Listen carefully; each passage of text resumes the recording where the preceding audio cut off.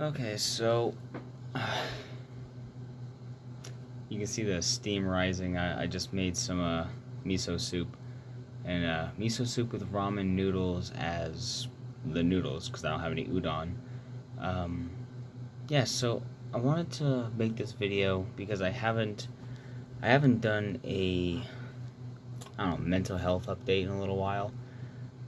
Mental health in regards of like Sam and stuff, because obviously it's still a thing. It's a tragedy. So um, I wanted to talk to you guys, be transparent, and kind of give you my honest, not really opinions, but just my honest outlook on things right now, and just like how things have improved, and what things are still kind of stagnant. So for those of you who are new here, uh, can't really direct you to a specific playlist besides I guess my vlogs, because there's no playlist that deals directly with all of this events. But it's been since since November 21st, 22nd. So the rest of November you have December, January, February, March, April, May, June, July.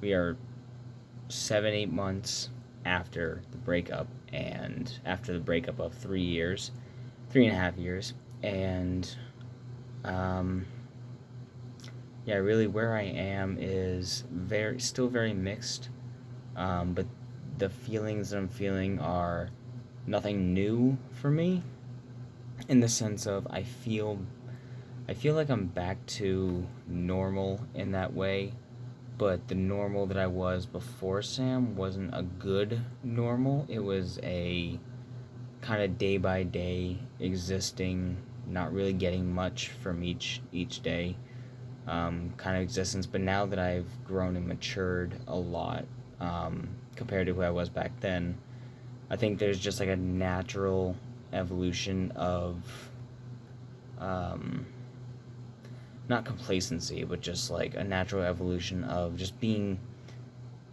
just less than I was before. I don't really know how to describe it. Like, I guess if you want to look at it, it's like you got kids and you got adults. Adults are sad and miserable and quiet and just kind of going about their day, whereas the kids are, kids.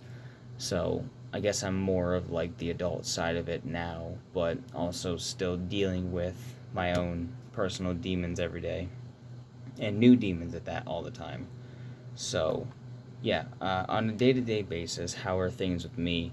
I'm pretty, pretty moderate. I'm pretty, like I was feeling really good when we were on. Oh, there's the thunder. Yes, yes. Oh man.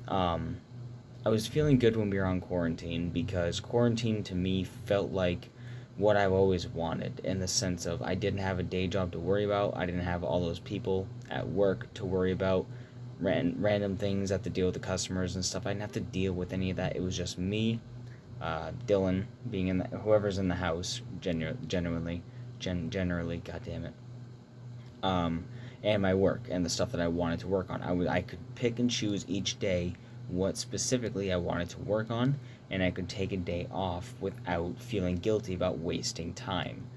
That's the difference with me working a day job and me working on the things I care about. With the day job, I am given 2 days a week off, and those 2 days are Sunday and Monday consistently, as they always have been. And I always feel bad if I take a day to recoup, to mentally wind down, to get myself into a different mindset, because I know that I'm limited on my free time. Now, whereas that's not to say I don't have free time when I'm working, but my free time is limited in the sense of, after work, I'm too tired mentally and physically to invest in projects and to do anything worthwhile. Like, I can't come home from work and write, because writing is exhausting. It is honestly exhausting. It's so stressful. And you have to be in a certain mental state to do that. When you're dealing with mental fatigue of 8 hours of, cooking, dealing with timers, prepping, making food, dealing with customers, answering questions, and just being turned on mentally all day, and then you come home, and since you're done, you've like reached that threshold of like, I'm going home, You don't go, I'm going home, time to get back to work. It's, I'm going home, time to fucking relax, because you haven't stopped for 8.5 hours. It's just go, go, go the whole time. There is no rest period. There is no break. And even if you're on break, your brain is still going and going, because you have 55 things you're keeping track of at work. So when I get home, it's exhausting, and I don't have much motivation to do much besides like maybe a casual stream or, you know, whatever have you.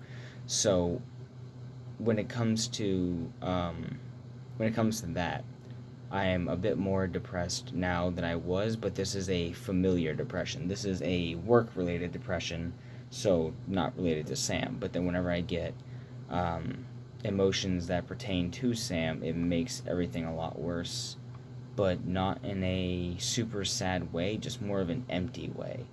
Because, yeah, I know I don't want to hear it from anybody about, like, you know, get over it, you know, this is going on too long, you should be over the relationship by now, or whatever have you, and just like a old cliche, he can't let go kind of thing. But you gotta see it from my perspective. You have to see it from my point of view, where um, going my whole life as a lonely individual, you are accompanied to isolation.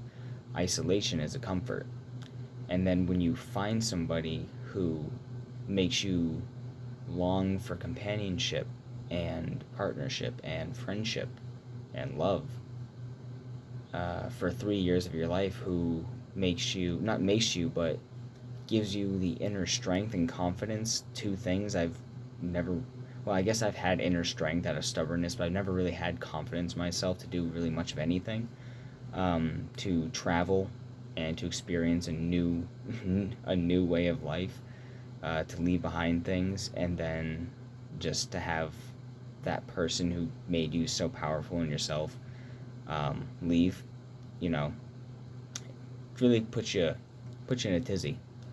So yes, I do still experience a lot of relationship related sadness, even the smallest things, you know. Again, I mentioned this before in my other videos, but like going for a drive and seeing a pier where, or like, you know, like a boat dock where me and her went out and just kind of sat out there and enjoyed the view, you know. Driving past that can ruin my mood for the next 2 hours, for the rest of the day, for consistent days. I still have dreams multiple times a week where it's involving her, either us being happy or a reimagining of the night it all fell apart. I still get those consistently, and it's become the new trauma dream for me, because I used to always have trauma dreams based around my dad and like his alcohol abuse and stuff like that back in the day, and I always have dreams based around that, because that's a stress, that's a post-traumatic stress of mine that I still deal with to this day. And I still deal with, you know, that disorder of people arguing from whatever my dad was drinking, people being loud, people being aggressive, and just like public conflict or even internalized conflict shuts me down. So that used to be the dream that would kind of burden me at night, but now it's being replaced and piled on with the Sam leaving dreams, which are not very fun at all. Because I wake up and I just wake up feeling worthless, you know. Because I get to relive all that, just agony, just all of that. My throat's dry. I'm sorry, I'm not getting emotional. My throat's just dry. So yeah, that got replaced with that, and I don't even know what it was the other day. I smelt something, and I got really sad because it was a smell that, you know, I associated with a memory. I'm always being drawn back. I'm always being, it's like a boomerang. I'm always being recoiled back to I'm always being pulled back to the point of takeoff. And the point of takeoff is triggered and set in motion by a visual, a sight, a sound, whatever have you, a smell, a taste, one thought, one word could spiral me for the next couple hours. And I'm still dealing with that. But my only reprieve in that was the fact of I had the quarantine, which allowed me to feel good about myself by being productive and getting a lot done and able to distract myself and, you know, use that fuel of depression and malice and just I could focus that onto something and make something. It was good. It was great. I could stream. I could have fun. Streams are a blast. And then that goes to getting back to work where I don't have that free time anymore, or that free time is limited to where I'm not streaming as much, so I'm not interacting with fun people as much. I'm at work where it sucks. I'm the only fun person at work. Not the only fun person, but like I'm that guy at work, so that's exhausting. And I don't have time to write, don't have time to stream as much, and whenever I do, it feels so fleeting because I know I don't have that much time to do it. So, which makes me depressed. Yeah, so I'm finding myself watching a lot more movies lately and wasting more time because motivation is fleeting. Again, motivation to me is based around how much time I have, and if I know I don't have a lot of time, then I can't really drive the motivation to even do it because I feel like you get the what's the point? I can only write for 2 hours today. What's the point? Because by the time I actually get invested in it, my time's going to be up.